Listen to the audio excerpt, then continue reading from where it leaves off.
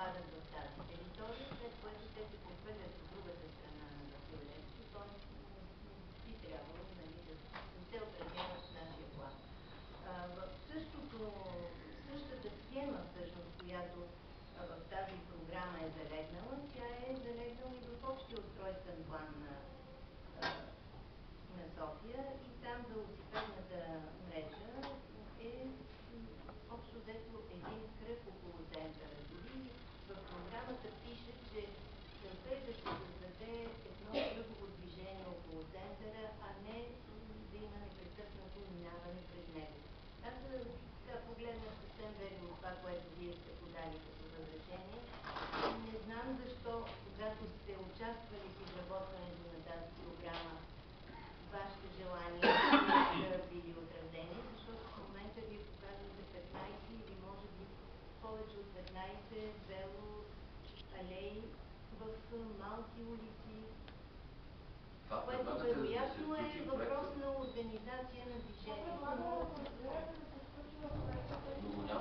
Добре, тази всъщност програма, която непрекъснато миналия път се говореше, че както не сме я.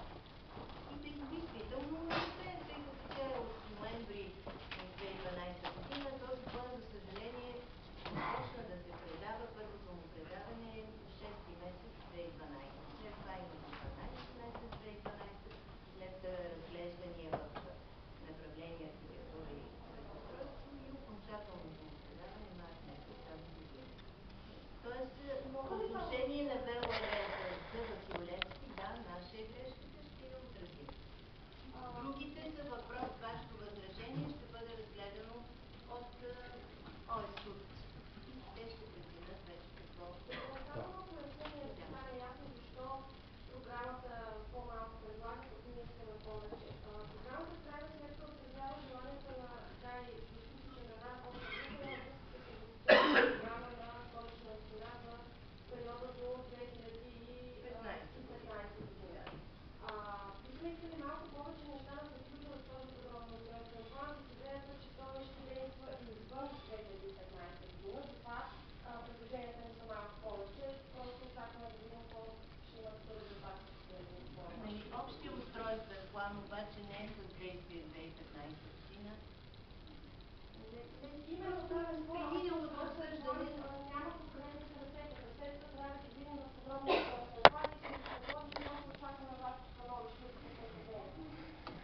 Аз ви казах, че съм ги погледнала само, тъй като това е една много голяма папка, която преди 2 дни беше излъчила. Да,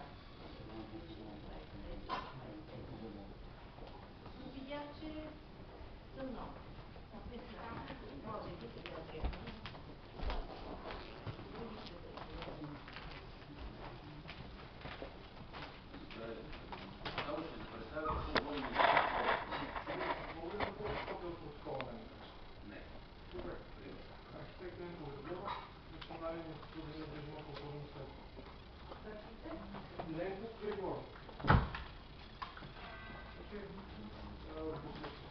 Възражението на Линкана беше процедурно. Вие не сте отговорили на това възражение. Тоест във връзка с обявяване, с членове от ДУД, обявяване, обсъждане и само. Кажете, че не ви чувам. Какво не е отговорено? Не е отговорено на възражението на Линкана по отношение на самата процедура. Защото това беше първото възражение и към него имаше приложение, в което беше изборено, бяха изборени доста забележки.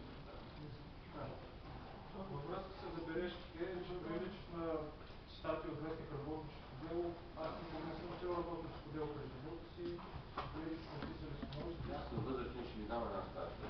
Ще ми е харесно да я прочета и да ви сравня. Нищо няма да разберете накрая, точно както от вашето. Възможно е, но в крайна сметка там сме цитирали и други нормативни документи, ако и те звучат в Работническо дело. Може ли да довърша? Може ли да довърша? Водете си бележка, както и аз се водих и ми отговаряте точно. По отношение на потъването на предишния СПРТ, зона А, север, зона А, юг, доколкото ми е известно, те се съхраняват в архива на Никана. И там има отговор по отношение на тях. тях, ако се не лъжа, писмото е подписано от